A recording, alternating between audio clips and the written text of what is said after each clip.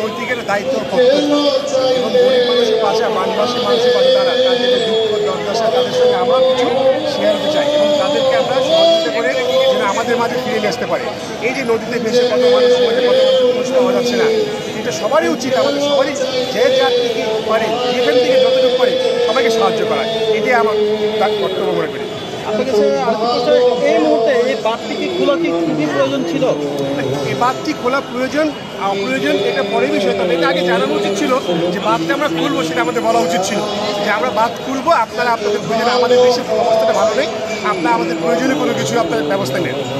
এবং আরেকটি বিষয় সেটা আমরা জানি যেমন কি যে আন্তর্জাতিক কিছু নীতিমালা আছে বাঁধের বিষয়ে, তো সেটিও অমান্য করে এই মধ্যরাতে কেন এই বাঁধটি খোলা হলো? এটি কোনো রাজনীতিক কিছু মনে করছেন? আসলে অ্যাকচুয়ালি এটা আমরা সাধারণ মানুষ ওইভাবে এত লিখে যেতে পারছি না। আমাদের যেটা জানাতে আমাদের যেটা বলা সেটা হচ্ছে যে দেশ থেকে আরেক দেশে যদি কোনো কিছু আন্তর্জাতিকভাবে কোনো কিছু যদি পানি ছাড়া কিংবা যেটা হোক কিনা করা উচিত, সেটা একটু অবগত করা উচিত ছিল আমাদেরকে, আমরা এটাই বলতে পারি। এখন রাজনৈতিক কী এটা আমাদের জানার বিষয় কিংবা এটা বুঝছিলাম না।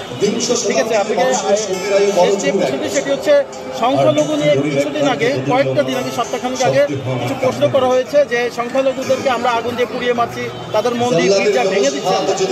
এই যে আমি অন্তত দুইটি জেলার নাম বলি, ফেনী এবং আপনার কুমিল্লা, এখানে প্রচুর হিন্দু সম্প্রদায় থাকে, তাদের যে এই যে পানিতে ডুবিয়ে মারা হচ্ছে এই বাঁধটি খুলে, এটাকে আপনি কি মনে করছেন যে এটি কেন করলো তারা? এই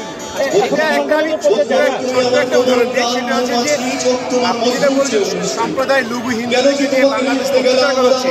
এই হিন্দুই দেখেন বরিশালে তাদের পূজার মণ্ডপে যত আলোকসজ্জা করা যে টাকাটা ছিল 10 লক্ষ টাকা দেয়, তারা হচ্ছে এই প্রাণে দিয়ে দিয়েছে। তাহলে আমরা সংখ্যালঘুদেরকে অত্যাচার করছি না, এটা একটু সুষ্ঠু প্রমাণ পেয়ে যায়। এটাকে আন্তর্জাতিক লঙ্ঘনের আওতায় পড়ে? যদি ওই বিবেচনায় করা হয় তাহলে অবশ্যই তাহলে এটা আন্তর্জাতিক লঙ্ঘনে পড়ে।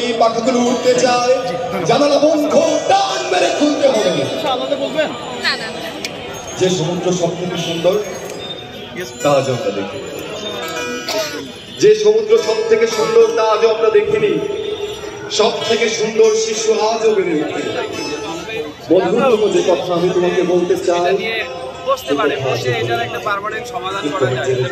এইভাবে হাজার হাজার মানুষ ঘরবাড়ি ছাড়া হচ্ছে, তারা যেন বিপদের সম্মুখীন। আর আমি বারংবার সেই একই কথা বলছি, আমরা যেন ভালোভাবে সার্ভাইভ করতে 10টা বছরে যা দেখেছি সব তাই জন্য। ভালনারাবিলিটির মধ্যে যারা না পড়ে, মাটির পিঁপড়ের মতো, সমুদ্রের মাছের মতো, আকাশের পাখির মতো অপরিণত, যারা ভীরু